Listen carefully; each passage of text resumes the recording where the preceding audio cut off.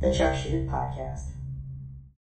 Cool. So you went through all that shit, but now, I mean, you got to be one of the top up and coming comedians. I would say you're already there, but you're saying you're not famous yet. But Seinfeld, Jerry Seinfeld, who's, let's say, I mean, he's got to be the #1 best comedian of all time, at least top 5, right? And he said that you're one of the best comedians out there right now. And he gave you a chance to open for him, and talk about that. Yeah, that was, that was game changing.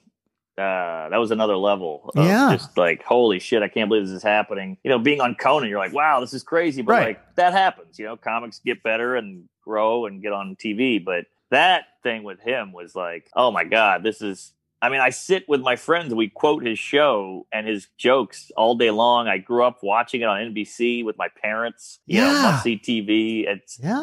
I always say just the fact that life is that long, that this could happen, that I could meet this guy and have the same job as this guy.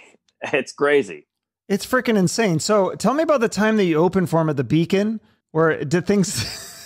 And this is a funny story too. Like, shit is still kind of going wrong. Even when you think you've made it, you're opening for Seinfeld, it doesn't always go as planned, right? Yeah, well, he's a prickly guy. He's very meticulated, and he's is it meticulated or meticulous? Meticulous, I think. He's like OC on the show. He's like really OCD about everything. He jokes about it on the show, so I assume he's like that in real life. Yeah, and obviously, he's successful, so he's doing something right, and it's his show. So, I'm going to play ball. I want to be a team player here, and I want to do it like you want to do it. But you're so nervous. You're opening for him. It's the fucking Beacon. It's sold out. It's a big deal. So he's giving you instructions, and you're kind of like, oh God, don't forget this. Look like you're listening, taking this information, even though this giant legend of comedy is talking to you and 2 inches away from your face. So it's a lot of instructions, and I've flubbed it, and he was upset, and rightfully so. I mean, this is a top tier show.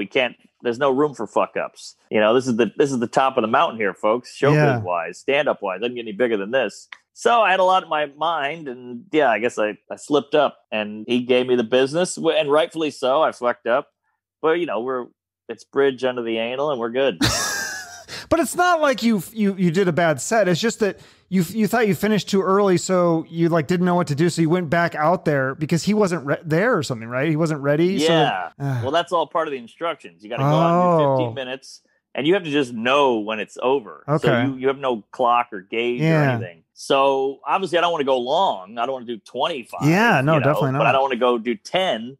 So I think I did somewhere about 13 maybe, because I'm just winging it in my head. And I got off and he wasn't there, and he's supposed to run right on when I come off. So I just panicked, and I was like, well, they can't have dead air. So I ran out there and did a couple more minutes to make up for my shortness. And then I got off, and he was like, what the hell was that?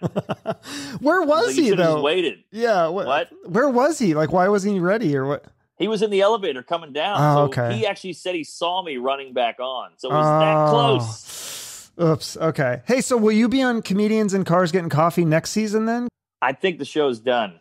Really? Yeah. Oh, that sucks. I know. I felt like I was a shoe, and I was getting there at least. Yeah, it's funny that he would say all these nice compliments, and then it was like right around that time that his whatever the last season came out, and I was like, oh, so is Mark going to be on that season? And you weren't, and so I was like, oh, maybe next season. The movie magic is that shit shot like 2 years before. Right. Yeah, so he didn't even know me then. So and you've done morning TV, you've done late night TV.